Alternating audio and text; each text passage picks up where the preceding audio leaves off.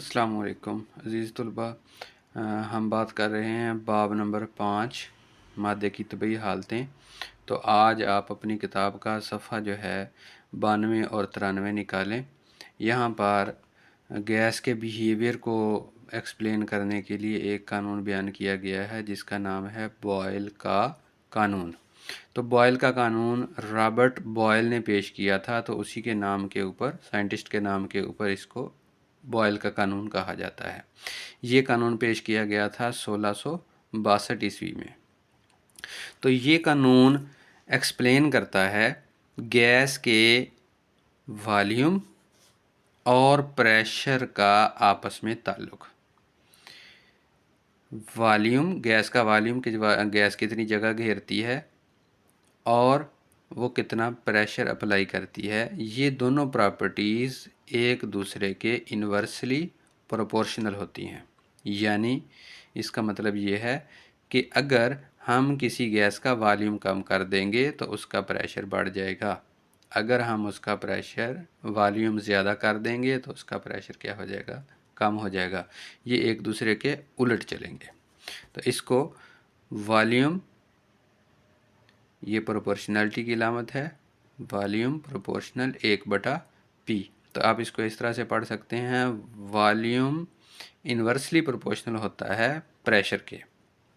तो अगर हम प्रोपोर्शनलिटी की अलामत को ख़त्म करके इक्वल का साइन लगाते हैं तो क्या आता है, कांस्टेंट आता है। तो ये बन जाएगा V = K/P।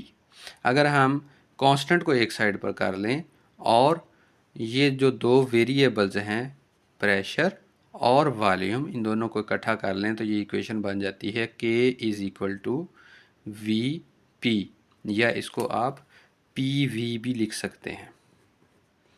PV दोनों तरह से एक ही बात है, आप K = VP लिख लें या K = PV लिख लें, बात एक ही रहेगी। तो यहाँ पर जो K है ये कहलाता है प्रोपोर्शनैलिटी कांस्टेंट। तो ये जो बात बेटा हमने की कि वॉल्यूम और प्रेशर एक दूसरे के इन्वर्सली प्रोपोर्शनल होते हैं, ये बात दुरुस्त कब होगी, कब वॉल्यूम और प्रेशर एक दूसरे के इन्वर्सली प्रोपोर्शनल होंगे, यानी ये कानून किस वक़्त वैलिड होगा। उसकी ये 3 शराइत हैं कि गैस आइडियल हो, दूसरी शर्त है कि उसका टेम्परेचर कांस्टेंट रहे, हम उसके टेम्परेचर को चेंज ना करें, और तीसरी चीज़ कि गैस की जो मिकदार हमने ली है जिसके ऊपर हम एक्सपेरिमेंट कर रहे हैं या उसके नंबर ऑफ़ मोल्स वो भी कांस्टेंट हों, हम उनको भी तब्दील ना करें। अगर ये 3 शराइत होंगी उस सूरत में हमारा ये कानून वैलिड होगा, यानी वॉल्यूम और प्रेशर एक दूसरे के क्या होंगे, इन्वर्सली प्रोपोर्शनल होंगे।